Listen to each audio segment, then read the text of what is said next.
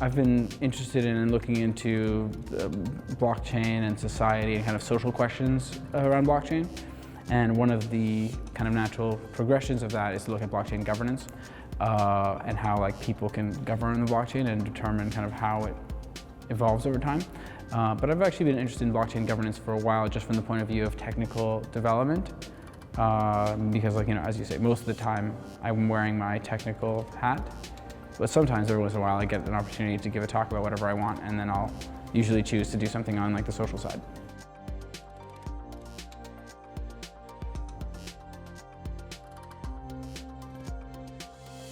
Well, so there's definitely a huge shortage of blockchain talent, both in terms of developers and researchers. I'm a researcher, and I mostly am looking for like researchers, people with like a certain kind of background.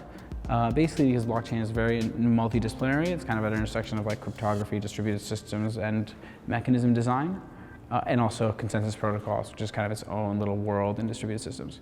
And so like it's very rare to find anyone who's an expert in all these areas, or even if you find someone who's an expert in like one or two, that ends up being a good start and a good candidate for basically like contributing to the blockchain space. So there's definitely a shortage of talent. We're doing our best to like raise awareness and spread education so that there's definitely competition for blockchain talent, so there's too much competition for talent and not enough competition within the talent, right? There's not enough talent. So like anyone who's talented, like they don't really have to compete. People compete for them, and it's kind of challenging, but I think that like the main thing actually is finding people who are available and have that relevant expertise. Most people who do have the relevant expertise end up being kind of unavailable due to the fact that they're like professors and have like a job. But every once in a while I'll find someone who's able to contribute and also is available. I can only really speak for research, not really development. The best way really is to like reach out to me on the internet or in person and tell me like what your background is and what your interests are. And if you tell me that you have a background in like mechanism design, formal methods, and consensus protocols, like you've got my ear. But even if you don't have all of that background and you just have a bit of it, it definitely helps. Conversations are normally enough. Yeah, a few conversations just to test knowledge is like normally enough for me to check someone's background knowledge. Of course, like everyone has to, be tried out on the job, right? It's not like if you have the background knowledge, you'll definitely be able to contribute. There's always like personality things and ability to work things and stuff like that.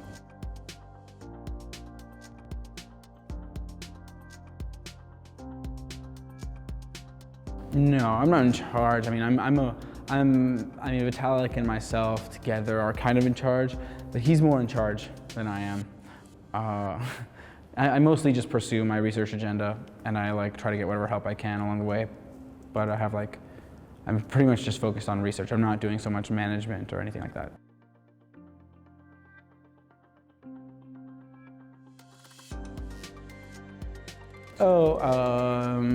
Basically consensus protocols, mechanism design for consensus protocols, basically like proof of stake and sharding. It's like the same thing that's been on the agenda for like a couple of years.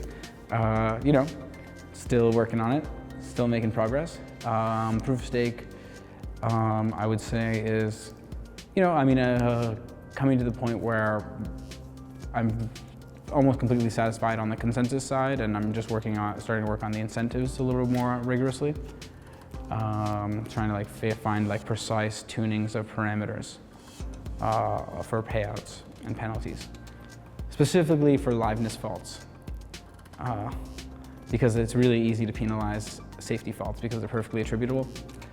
So if you know exactly who did the bad behavior, you can penalize them 100%. But if you can't really tell who did it, then it's harder to say who you should penalize how much. There's fundamental trade-offs. So it's interesting.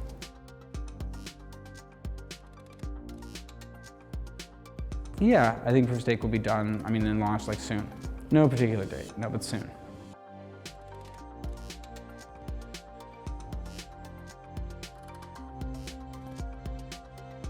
Basically, there's Ethereum research kind of fits in on the roadmap and the Ethereum improvement proposals, which eventually kind of feed into the all devs call, which determines the schedule for releases, and like exactly what features are going to be in the releases, at least for anything consensus critical. And so, you know, there's a pipeline, and research eventually feeds into development. I don't even really look at the Ethereum blockchain.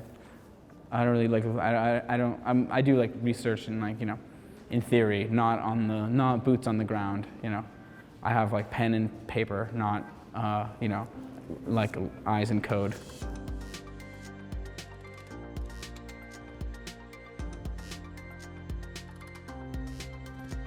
Competition between blockchains is highly imperfect and highly oligopolistic. I'm super not concerned about like the Ethereum killers. Mostly I see them as like outlet for the scalability kind of issue, right? And also people's kind of need for like this like opportunity that they see, right?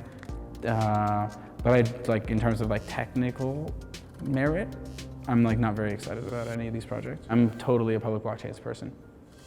Yeah, private blockchains are relatively very boring.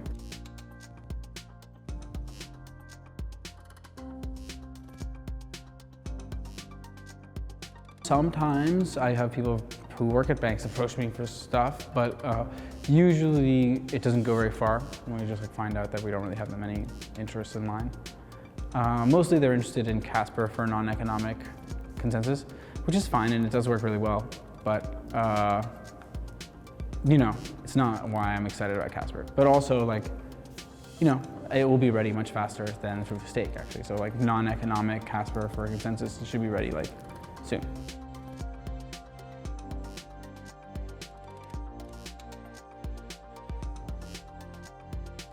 Well, my understanding is basically that the regulators like see blockchain as a potential risk to things like capital controls and want to regulate the blockchain, you know, thoroughly. I think what they're going to end up wanting is like their own blockchain with their own rules. But I think it's going to take a while for the tech to really be there to scale and meet their needs. And so I think for a while they're probably just going to have like, you know, mostly like a kind of medium hard ban on cryptocurrencies for a while. We'll see. I mean, cryptocurrencies are not very compatible with capital controls.